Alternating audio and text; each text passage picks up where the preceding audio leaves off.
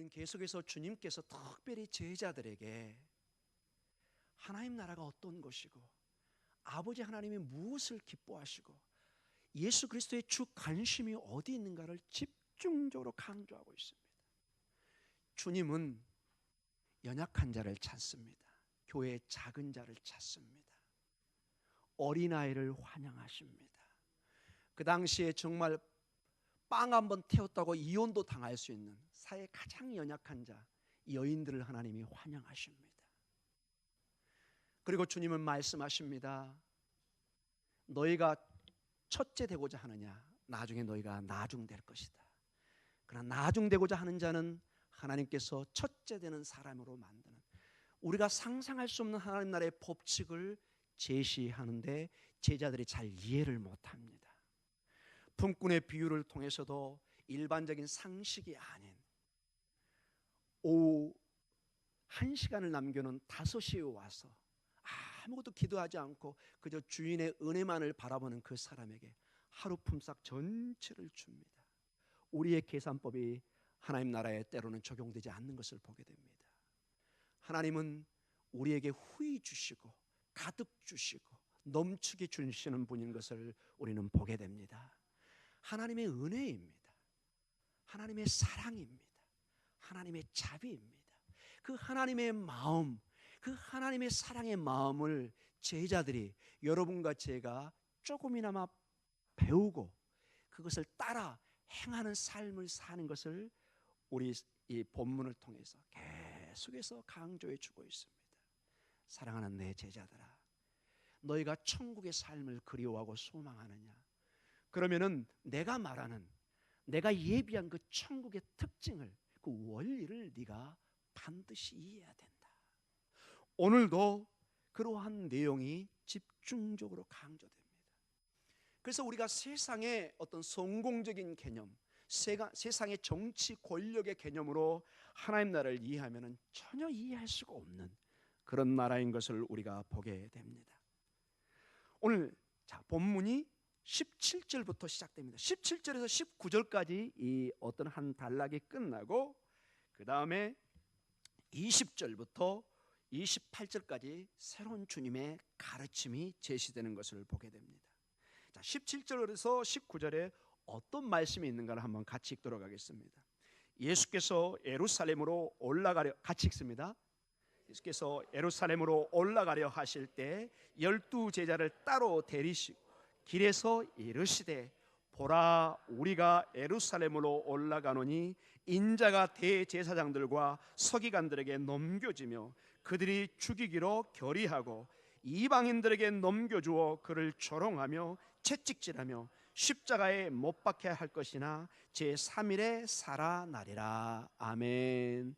자, 품꾼의 비유와 오늘 제자들과의 대화 그 사이에 세 번째 전체 마태복음에 주님의 죽음을 예언하는 내용을, 장차 예루살렘에 올라가서 어떤 일이 있을까를 주님께서 제자들에게 친히 가르칩니다. 아직도 제자들은 그들의 메시아가 다윗의 왕국을 회복하고 강력한 힘을 가지고 로마 제국을 물리치고 예루살렘의 성전을 새롭게 회복하는 그러한 메시아를 기다리고 있는데, 세 번째 말씀하십니다. 인자가 예루살렘에 올라가는데 그 길이 결코 평탄한 길이 아닌, 종교 지도자들에 의해서 모함을 받고 넘겨져서 조롱당하고 채찍 가운데 십자가에 매달리고 그리고 죽어서 3일 만에 부활할 것 같은 어떤 십자가의 여정, 고난의 여정, 핍박의 여정, 전혀 상상할 수 없는 그런 메시아 왕의 길을 보여주고 있습니다. 세 번째 이 말씀을 가르쳐 줍니다. 자, 이 말씀이 주어졌는데 이 과정을 한번 봐보시죠. 17절에 예루살렘으로 올라가실 때 몇 사람을 대동하죠? 12사람인데 그 사람들이 제자입니다. 즉 온 교회의 대표들입니다. 바로 여러분과 저를 믿음으로 지금 이 여정에 함께 동행하고 있다고 생각해도 맞는 말입니다. 그리고 18절에 보라, 누가요? 우리가 복수형입니다. 예수님께서는 한 번도 홀로 이 길을 간다는 말씀을 안 하십니다. 항상 제자들에게 함께 내가 이 길을 갔듯이 너희도 함께 이 길을 가야 된다. 좁은 길, 십자가의 길, 순례자의 길, 광야의 길, 나그네의 길. 이것이 잘 안 믿어지면 여러분이 우리의 인간적인 죽음과 고난을 보시면 금방 이해됩니다. 누구든지 우리는 우리의 인생의 종말을 보게 됩니다. 누구든지 평탄한 삶을 살지 않는 것을 보게 됩니다. 이 땅의 삶의 신앙인의 삶은 고난이 마치 바다에 바람이 있듯이 파도가 있듯이 우리의 삶에 밀려오는, 즉 우리의 삶의 여정이 바로 제자도의 삶이 주님과 같은 이런 십자가를 향한 예루살렘의 행진인 것을 보여주고 있습니다. 성경이 이것을 명확하게 강조하고 있습니다. 자, 그런데 오늘 이 본문이 이러한 가르침, 주님께서 계속해서 제자들에게 나의 길은 이런 십자가의 길을 통해서 하나님의 영광의 길을 가야 되는 어떤 그 순서를 말해주고 있는 그때 20절로 이제 새로운 반전의 대화가 시작됩니다. 20절 같이 읽도록 하겠습니다. 그때 세베대의 아들의 어머니가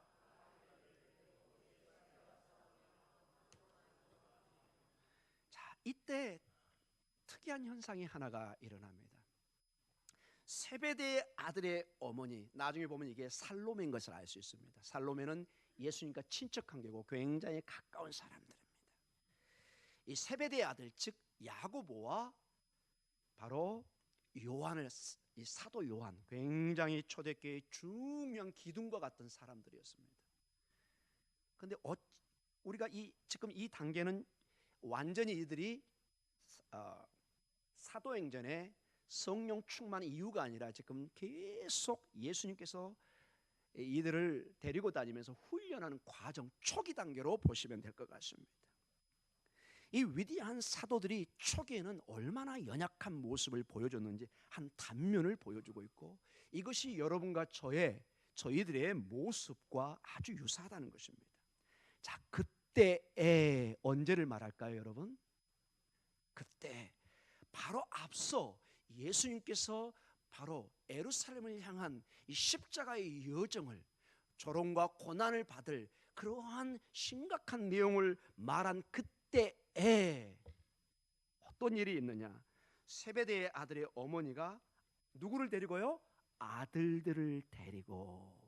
전체 문맥을 보면은 이건 사실 엄마의 뜻보다는 이 야고보와 요한이 이 당시는 굉장한 야망을 가지고 예수님에게 접근했던 것을 알 수가 있습니다. 절하며, 여기 이 절한다는 건 굉장히 간절한 태도입니다. 엎드려 경배할 때, 예배할 때 쓰는 단어입니다. 그리고 존경과 경의를 표할 때 쓰는 굉장히 중요한 자세입니다. 이 어머니가 예수님 앞에 정말 사정하듯이 엎드려서 마치 가나안 여인이, 베네게 여인이 주님 앞에 와서 자기 병든 딸을 고쳐달라고 할 때 엎드려 할 때 그 단어와 동일한 단어입니다. 간절히 무언가를 구합니다. 정말로 무언가를 얻기 위해서 간절한 모습을 보입니다. 자, 야고보와 이 요한의 어머니, 즉 야고보와 요한이 실질적으로 원하는 것은 무엇이었을까요? 21절입니다. 우리 같이 한번 읽어볼까요? 예수께서 이르시되 무엇을 원하느냐? 이르되 나의 이 두 아들을 주의 나라에서 하나는 주의 우편에 하나는 주의 좌편에 앉게 명하소서. 자, 우리 주님은 대충은 짐작을 하신 것 같아요. 그러나 구체적으로 묻습니다. 무엇을 원하느냐? 무엇을 원하기에 그렇게 간절한 자세로 나한테 구하느냐? 자, 그 내용이 뭐라고요? 이르되 나의 이 두 아들을 주의 나라에서 하나는 어디예요? 우편에, 하나는 좌편에. 여러분 결국 뭘 원하는가요? 좌의정, 우의정, 조선시대로 하면은 최고의 자리에 요구를 하는 것입니다. 자, 이 요구가 언제 요구되고 있다고요? 그때. 언제의 그때예요?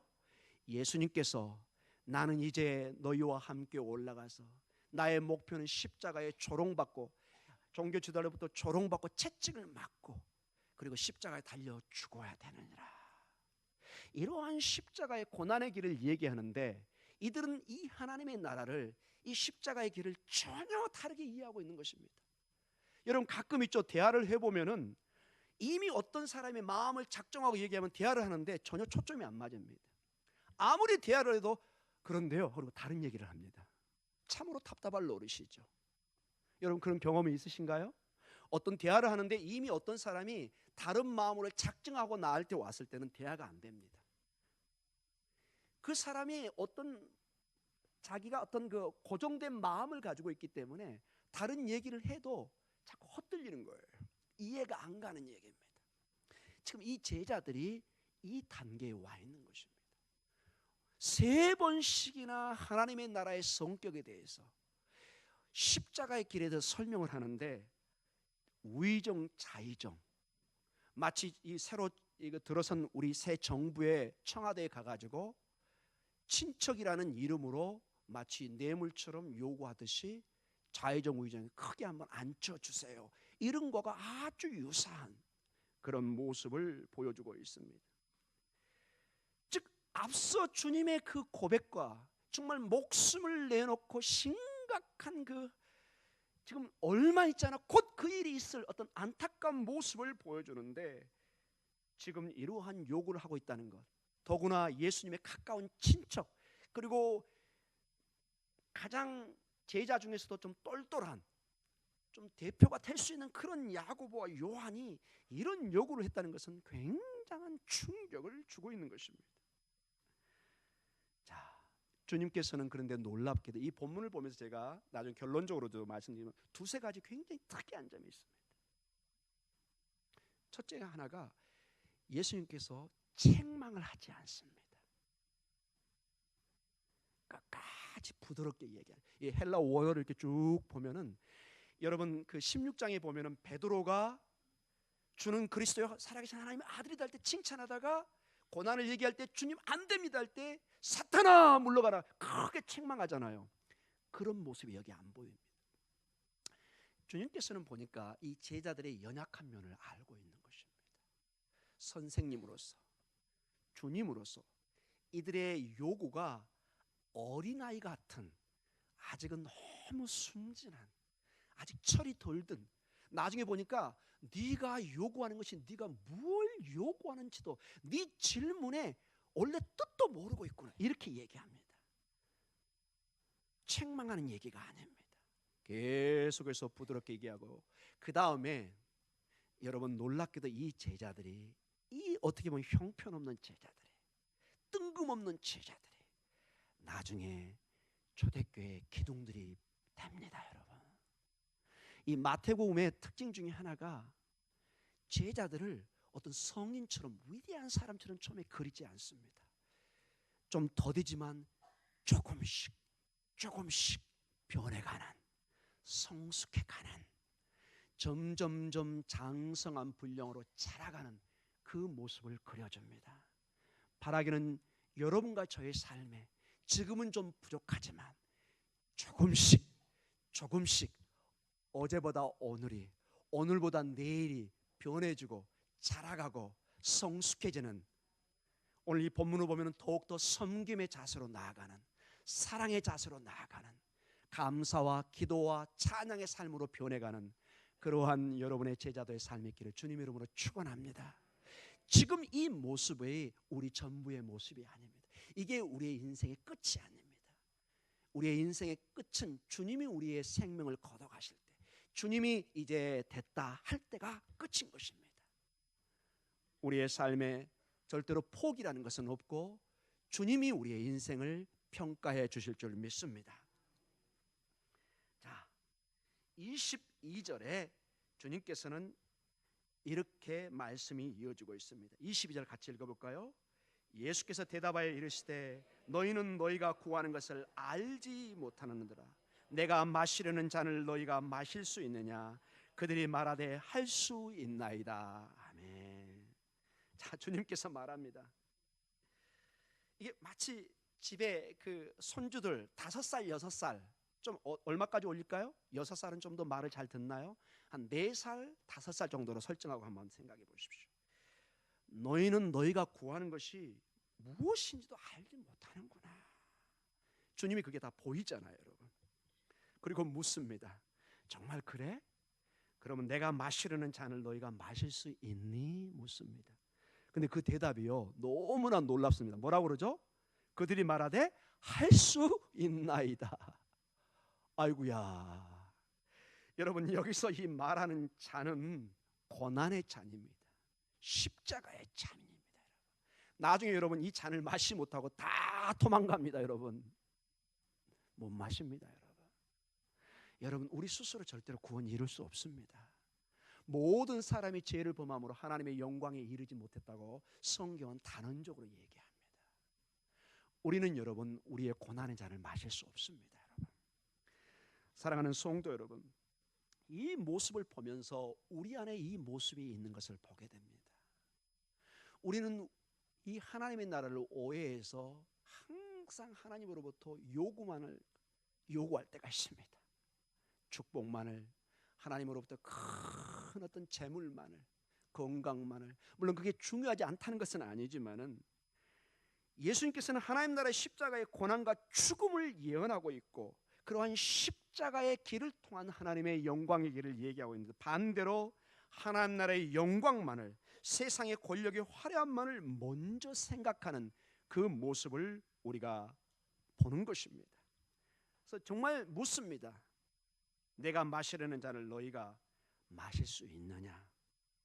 그들은 이 잔의 의미가 무엇을 의미하는지도 모르고 마실 수 있다고 말합니다. 이 하나님의 분노의 잔, 죄를 향한 심판의 잔을 그들이 어떻게 마실 수 있습니까? 어떻게 우리 스스로 우리의 죄를 해결할 수 있습니까? 안 되는 것이죠. 주님의 십자가의 죽음을 통해서만 성취될 이 분노의 잔을 그들이 아무것도 모르는 사이 어린아이처럼 마실 수 있다고 얘기하고 있습니다. 왜 그렇게 대답을 했을까요? 그들은 이 고난의 잔을 영광의 금잔으로 생각하는 것입니다. 축배의 잔으로 생각하는 것입니다. 이게 완전한 착각인 것을 보여주고 있습니다. 23절에 이렇게 말씀이 이어지고 있습니다. 같이 읽습니다.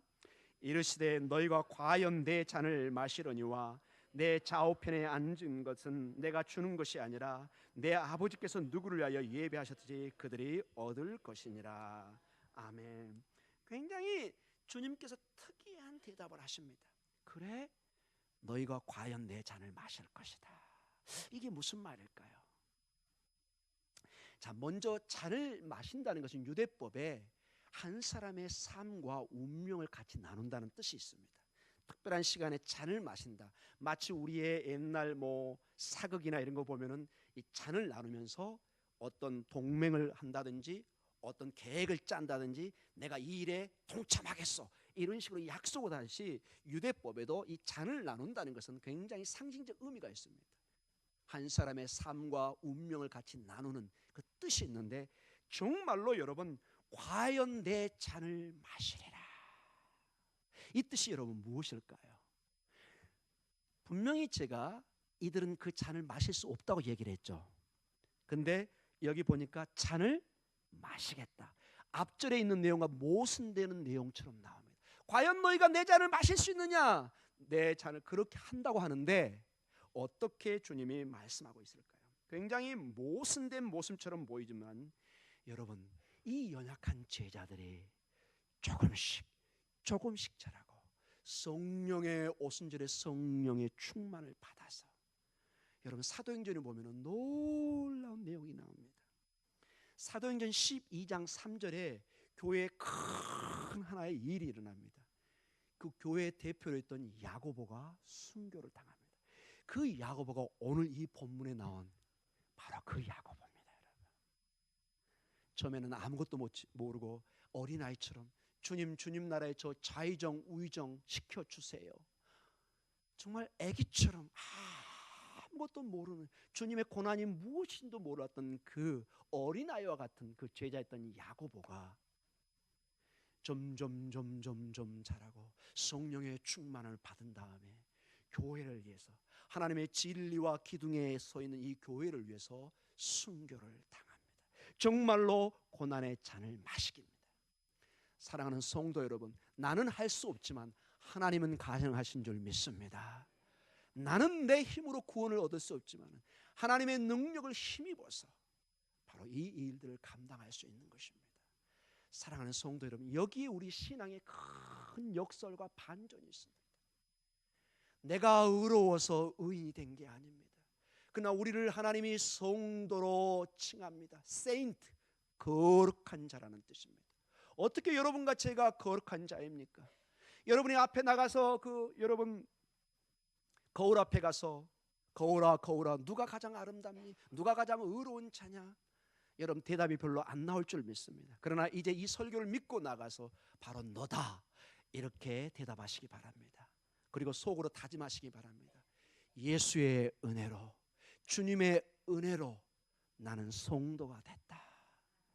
내 힘이 아니라, 내 능력이 아니라. 여러분 세상에서도 마찬가지입니다. 나는 죄인이고 나는 범죄자지만 때로는 법정에서 당신은 무죄입니다 선언을 내리면 법적으로 우리는 공식적으로 무죄자가 되는 것입니다. 석방이 되는 것입니다. 아니에요, 저는 계속 더 감옥에 있고 싶어요. 아닙니다. 나가야 됩니다. 공식적인 선언이 있을 때 마치 그것처럼 우리 주님께서 여러분과 저를 너는 나의 보혈로 거룩한 자가 되었다. 아멘. 하나님의 은혜입니다. 저는 이 말씀을 보면서 여러 주석도 참고했지만 이 부분에 굉장한 도전이 됐습니다. 정말 찌질이 같은, 정말 앞뒤도 구분 안 되는, 주님이 정말 그렇게 엄숙한 선언과 십자가의 길을 얘기하는데 주님 저에게 국무총리 시켜주세요, 저 경호실장 시켜주세요, 막 이런 식 내용과 너무 비슷한, 이해가 안 가는 그런 반응입니다. 이 제자가 자라고 자라서 교회의 순교자가 되는, 증언자가 되는, 지금까지 그 내용이 내려오고 있습니다. 요한은 어떻습니까 여러분? 이 요한도, 이 부족한 요한이 자라고 또 자라고 성령의 충만을 입어서 나중에 파트모스라는 이 그리스 쪽에 여러분 성지순례 가면은 그 세례 요한이 마지막 유배되었던, 마치 그 섬이 감옥처럼 갇혔던 곳이 있습니다. 마지막 하나님의 이러한 순교자로 증언해서 요한복음을, 계시록을, 요한 1, 2, 3, 4를 썼던 위대한 교회의 증언이, 제자가 교회의 성도가 된 것을 우리에게 보여주고 있습니다. 사랑하는 성도 여러분, 우리는 희망이 없습니다. 주님은 우리의 희망이십니다. 주님이 우리를 이끌어 주십니다. 주님에게 그저 맡기면 되십니다. 우리가 할 일이 사실은 그리 많지 않습니다. 주님 오늘도 저에게 오셔서 연약한 저를 불쌍히 여겨주시고 끌어주시옵소서. 여러분 4살, 5살 먹은 여러분의 딸과 아들, 여러분의 손주가 할 일은 사실 많지 않습니다. 엄마 아빠의 손을 잡는 것입니다. 할머니 할아버지의 손을 잡는 것입니다. 그리고 마냥 줄고하면 되는 것입니다. 아멘. 너무 쉬운가요? 복음이 너무 쉽기 때문에 그래서 많은 세상의 철학들과 세상 사람들이 이해를 못하는 것입니다. 마치 빛과 이 공기와 이 물이 너무 귀하지만 너무 흔하게 우리에게 다가오니까 고마움을 모릅니다. 상당히 많은 사람들이 이 고마운 햇빛과 공기와 물을 마시면서도 투덜거리면서 돌아다니고 있습니다. 제 말이 틀렸나요 여러분? 얼마나 엄청난 은혜를 받고 있나요 여러분? 여러분 이스라엘처럼 6개월만 비가 안 온다고 생각해 보십시오. 난리 납니다 여러분. 6개월 동안 이 햇빛이 안 비친다고 생각해 보십시오. 미세먼지로 우리는 정말로 삶의 질이 갑자기 뚝 떨어지는 것을 느낍니다. 이 맑은 공기 마시는 게 얼마나 감사한 일입니까 여러분? 여러분 맞지요? 아멘. 감사할 게 한두 가지가 아닙니다. 건강을 주신 하나님, 직장을 주신 하나님, 믿음의 공동체를 주신 하나님, 자녀를 주신 하나님, 모든 게 은혜입니다. 그 은혜 앞에 나아가면서 투덜거린다는 것은 너무나 하나님의 은혜를 우리가 저버리는 것입니다. 자, 여기에 대한 제자들의 반응이 나옵니다. 24절입니다. 우리 같이 한번 읽어볼까요? 열 제자가 듣고 두 형제에 대하여 분이 여기거늘. 이 두 제자가 얼마나 철이 없던지 10명이 보는 데서 이 일을 물어본 거예요, 여러분. 이 본문을 이렇게 분석해 보면요, 여기서 분이 여긴다는 게 이 열 제자들도 의로워서 이러면 안 되지 하는 그런 게 아니라 내가 갈 자리를 제가 먼저 차지하려고 하네, 이런 본문의 문맥입니다. 네가 자의정 우의정? 사실은 내가 거기 가려고 생각했는데 시기와 질투로 지금 막 분해 막 난리가 난 것입니다. 내가 승진을 해야 되는데 어떻게 네가 승진을 요구하느냐? 네가 뭐 너희 엄마가 너희가 뭐 예수님하고 친척이라고 지금 유세 떠는 거니? 이런 겁니다. 여러분 실제로 친척 관계입니다, 여러분.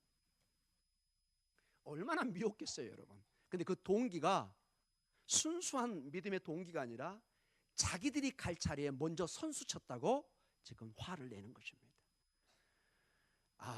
제가 심한 얘기는 하지 않겠습니다. 그저 100보 50보라는 단어로 표현하겠습니다. 같은 꼴뚜기들입니다. 꼴뚜기인가요? 뭐라고 그러나요?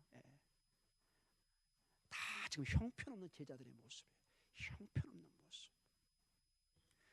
이러한 제자들을 가르치고 또 인내하며 이끌어가는 주님의 마음을 생각해 보시기 바랍니다.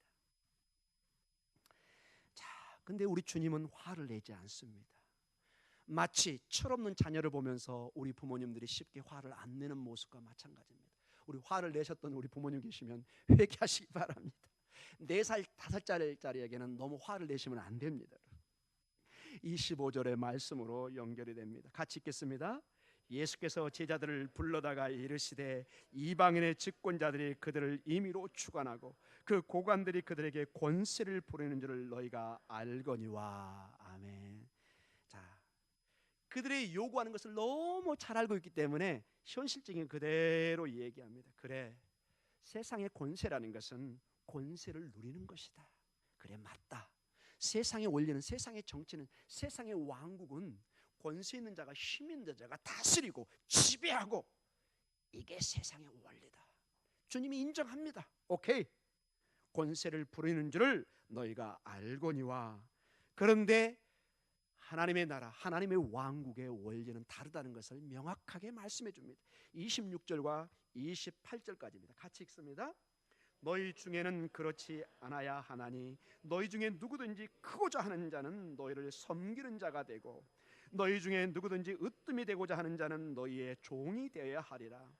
인자가 온 것은 섬김을 받으려 함이 아니라 도리어 섬기려 하고 자기 목숨을 많은 사람의 대속물로 주려 함이니라. 아멘. 여러분, 이거는 보통 깊은 얘기가 아닙니다. 이거는 동시에 우리의 본성을 거스리는 것입니다. 여러분, 그 사람을 알려면 그 사람에게 돈과 권력을 쥐어주면 그 사람의 인격을 안다고 합니다. 갑자기 늘 비실비실한 사람이 큰 권력을 갖는다, 큰 재물을 얻게 되면 갑자기 사람이 변하는 것을 보게 됩니다. 아니, 저 사람에게 저런 면이 있었어? 갑자기 무서운 사자처럼 변한다든지 폭군처럼 변하는 그런 모습을 보여줄 수도 있습니다. 그러나 하나님의 나라는 전혀 그것이 통하지가 않는, 26절에 보니까 정말로 너희가 크고자 하느냐, 정말로 너희가 자의정 우의정을 정말 그 자리를 찾아오기를 원하느냐, 그러면 뭐라고 그러죠? 26절에 섬기는 자가 되라. serve, 섬기는 자, servant, 섬기는 자가 섬겨야 된다. 남을 섬겨야 된다는 거죠.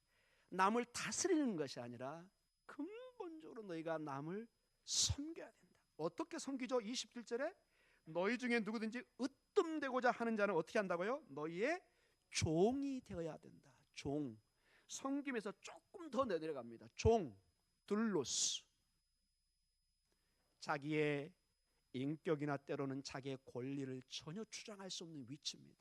무조건 주인의 말에 네 하고 순복해야 되는 위치입니다.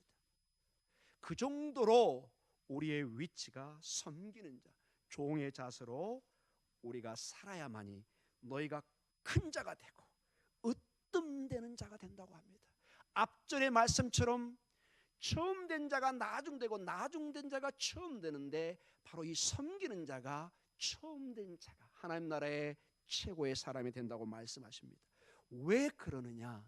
그 원리가 어디서 왔느냐? 28절의 말씀 때문에 그렇습니다. 28절을 같이 읽습니다.